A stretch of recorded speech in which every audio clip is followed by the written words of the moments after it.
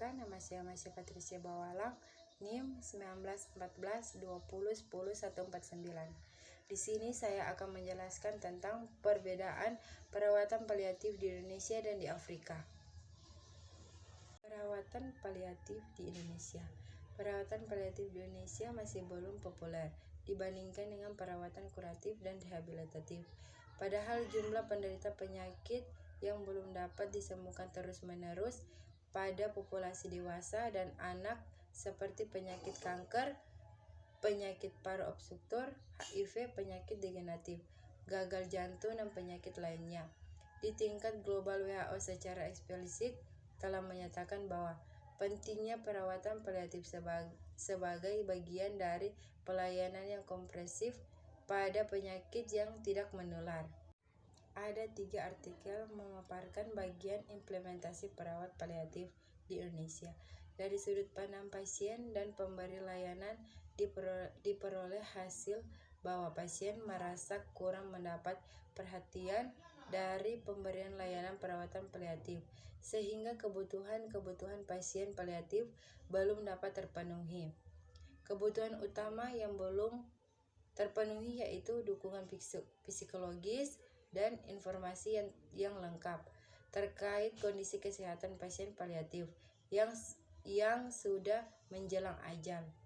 Hal ini terjadi karena kurangnya pengetahuan dan keterampilan terkait perawatan paliatif dan yang tidak terdapat standar panduan pelayanan paliatif.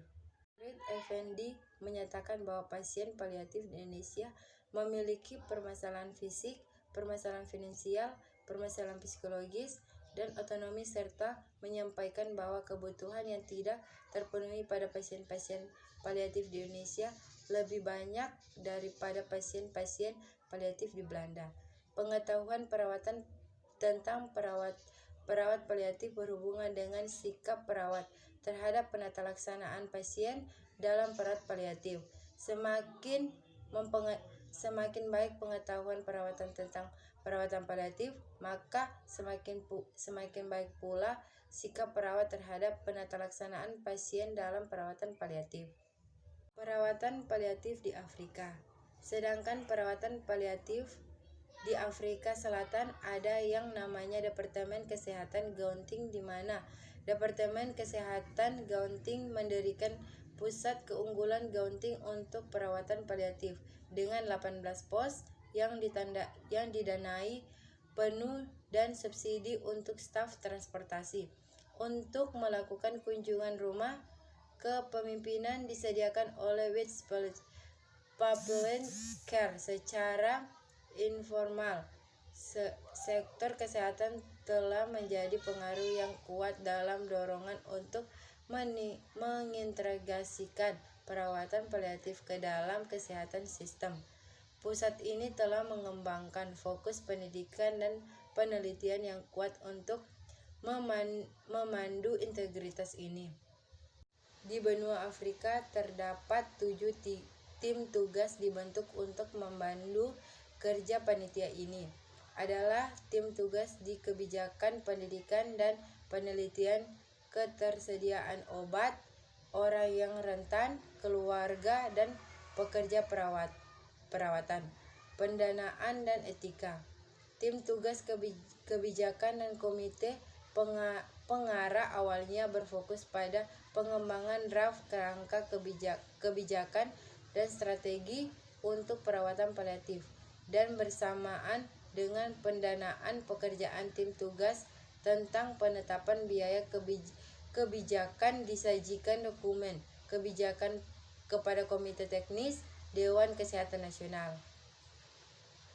Tindakan selanjutnya untuk tim tugas kebijakan harus memutuskan model perawatan dan jalur klinis, dan untuk meninjau dan mempengaruhi pedoman klinis untuk perawatan paliatif. Obat-obatan dan teknologi penting adalah aspek lain dari pemberian perawatan paliatif, yaitu meningkatkan di benua meskipun dari sangat dasar rendah.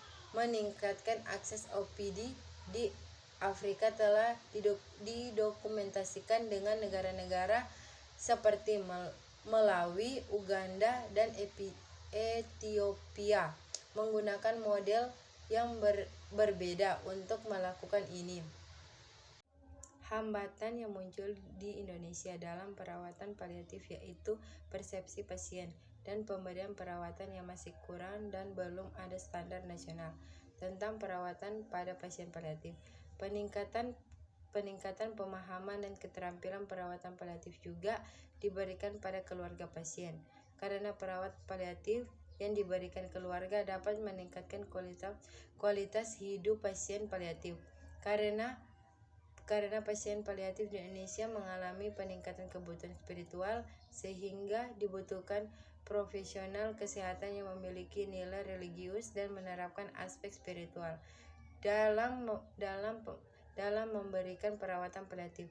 Sedangkan di benua Afrika, mereka membuat tim untuk membantu kinerja panitia, yang dimana tim tugas kebijakan harus memutuskan model perawatan dan jalur klinis, dan untuk meninjau dan mempengaruhi pedoman klinis untuk perawatan paliatif. Di Indonesia tidak memiliki tim seperti yang ada di benua Afrika.